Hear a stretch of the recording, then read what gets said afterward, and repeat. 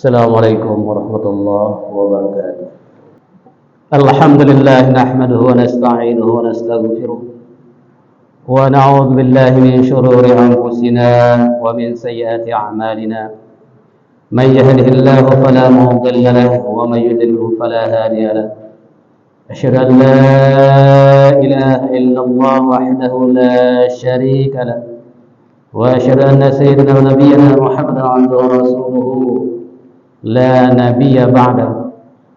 اللهم صل وسلم على سيدنا محمد في الأولين، وصل وسلم على سيدنا محمد في الآخرين، وعلى آله وصحبه أجمعين. أما بعد، يا أيها الذين آمنوا اتقوا الله حق تقاته ولا تموتن إلا وأنتم مسلمون.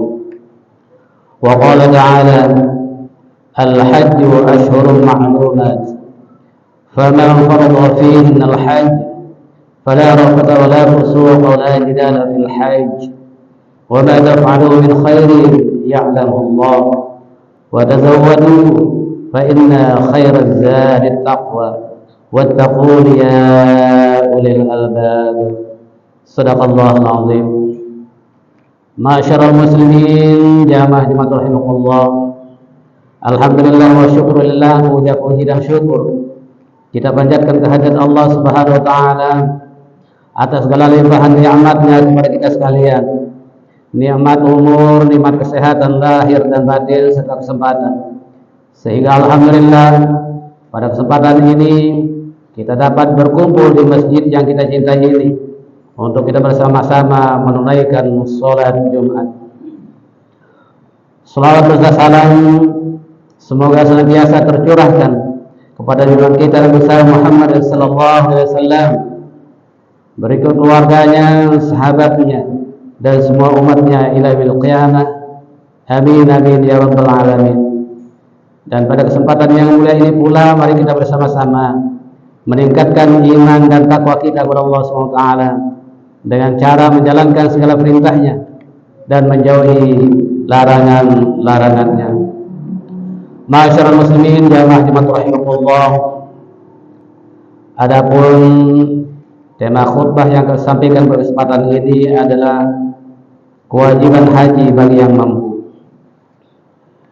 Ma'asyiral muslimin, jamaah jemaat rahimakumullah.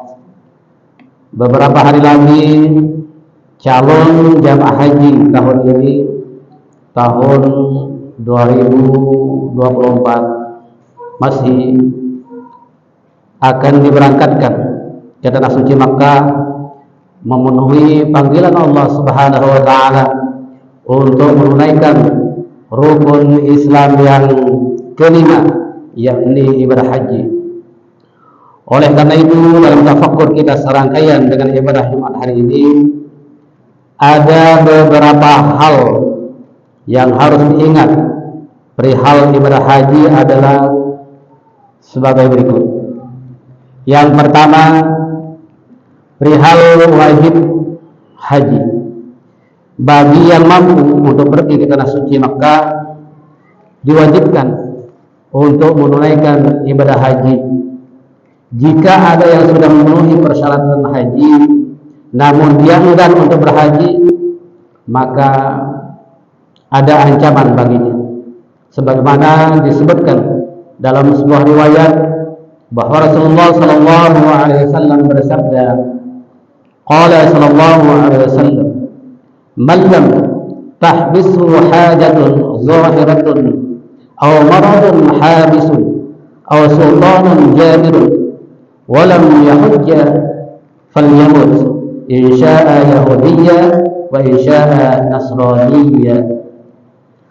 Rasulullah sallallahu alaihi wasallam bersabda, barang siapa yang tidak ada halangan nyata atau sakit yang bisa mencegah, atau karena pemimpin yang zalim lalu ia tidak berhaji, maka silahkan ia memilih mati dalam keadaan Yahudi atau mati dalam keadaan Nasrani.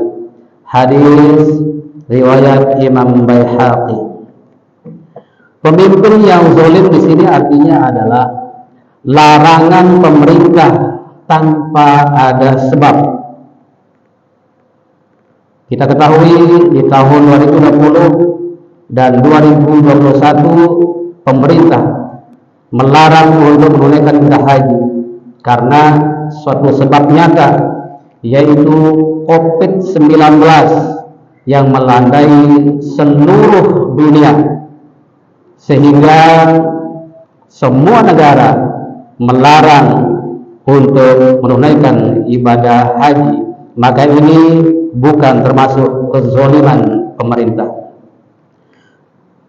Masyarakat muslimin rahimakumullah. Kemudian yang kedua adalah perihal ibadah kurban di bulan haji.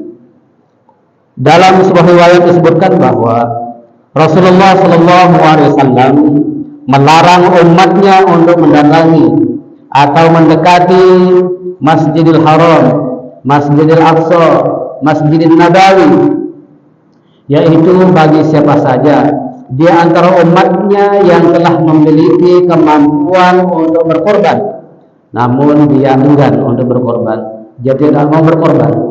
Sebagaimana disebutkan dalam sebuah riwayat bahwa Rasulullah SAW bersabda, "Man kana lahu sa'atun wa lam yudhhi fala yaqrabanna musallana." Dalam riwayat lain disebutkan, "Man wajada sa'atan falam yudhhi fala yaqrabanna musallana."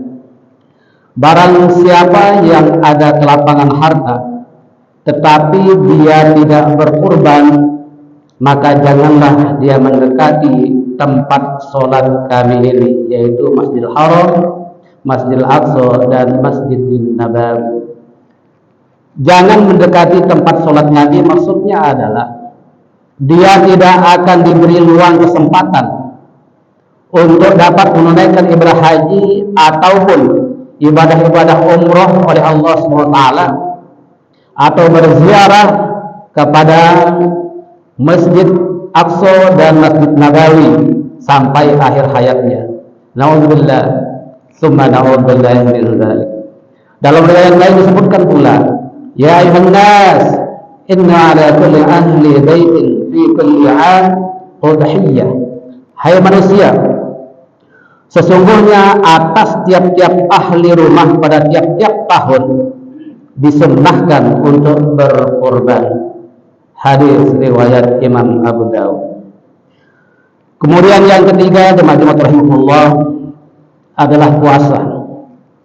Seperti puasa Arafah, di mana puasa Arafah juga sangat dianjurkan untuk dilakukan. Sebagaimana tersebut dalam sebuah riwayat bahwa Rasulullah SAW bersabda, "Siyamu yaum Arafah ahtasibu 'ala Allah an yukaffira as-sanata allati qablahu was-sanata allati ba'dahu wa siyamu yawm Ashura ahtasibu 'ala Allah an yukaffira as-sanata allati qablahu." Puasa Arafah, yaitu pada tanggal 9 Zulhijjah, dapat menghapuskan dosa setahun yang lalu dan setahun akan datang. Kemudian puasa Asyura atau 10 Muharram akan menghapuskan dosa setahun yang lalu. Hadis riwayat Imam Muslim.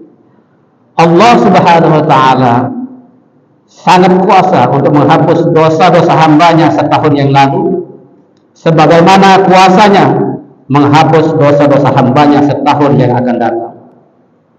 Dan keutamaan puasa Arafah 9 Zulhijjah bagaikan berpuasa 1000 hari di hari biasa, sebagaimana tersebut dalam sebuah riwayat yang bersumber dari Sayyidah Aisyah radhiyallahu ta'ala anha. An Aisyah qalat, kana Rasulullah sallallahu alaihi wasallam yaqul, "Syama yawm Arafah wa syama alf yawm." Dari Sayyidah Aisyah radhiyallahu ta'ala anha, ia berkata bahwa Rasulullah sallallahu alaihi wasallam bersabda, keutamaan puasa hari Arafah adalah seperti puasa 1000 hari di luar hari Arafah. Hadis riwayat Imam Baihaqi. Masyarakat muslimin jamaah rahimahullah, maka sebagian besar ulama berpendapat bahwa Puasa Arafah itu lebih utama daripada puasa Asyura, karena Arafah sunnahnya Nabi Muhammad SAW, sedangkan puasa Asyura adalah sunnahnya Nabi Musa alaihissalam, di mana sunnahnya Nabi Muhammad SAW dilipat gandakan pahalanya di atas sunnahnya Nabi Musa alaihissalam. Kemudian para ulama juga sepakat tentang dosa-dosa yang terampuni dengan puasa Arafah dan puasa Asyura adalah hanyalah dosa-dosa kecil saja, sedangkan dosa-dosa besar harus disertai dengan bertobat dan seterusnya. Masyarakat muslimin jemaah rahimakumullah, demikian khutbah yang dapat disampaikan pada kesempatan ini. Semoga Allah Subhanahu wa taala senantiasa memberikan kita kesehatan, keafiatan, serta diberikan kemampuan untuk dapat menunaikan puasa Arafah 9 Zulhijjah dan puasa Asyura 10 Muharram, dan juga semoga Allah Subhanahu wa taala memberikan kita kelapangan rezeki untuk dapat berkorban nantinya. Amin amin ya rabbal alamin. Bismillahirrahmanirrahim. Wal 'asr innal insana lafi khusr illa alladhina amanu wa 'amilus solihati wa tawasaw bil haqq wa tawasaw bis sabr. Barakallahu li wa lakum fil Qur'anil 'azim wa nafa'ani wa iyyakum bima fihi min al-ayati wa dhikril hakim wa taqabbalallahu minni wa minkum tilawatahu innahu huwal ghafurur rahim. Allahumma shalli ala sayyidina Muhammad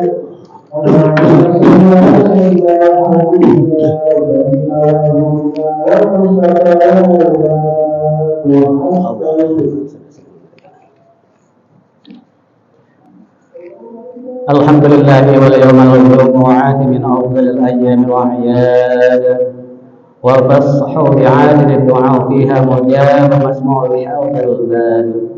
Asyhadu an la ilaha illallah wahdahu la syarika lahu wa asyhadu anna sayyidana wa nabiyyana Muhammadan 'abduhu wa rasuluhu la nabiyya ba'dahu. Amma ba'd.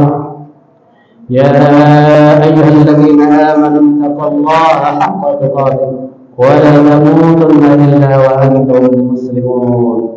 Wa qala ta'ala inna Allaha wa malaikatahu yusalluna 'alan nabi ya ayyuhalladzina amanu sallu 'alaihi wa sallimu taslima.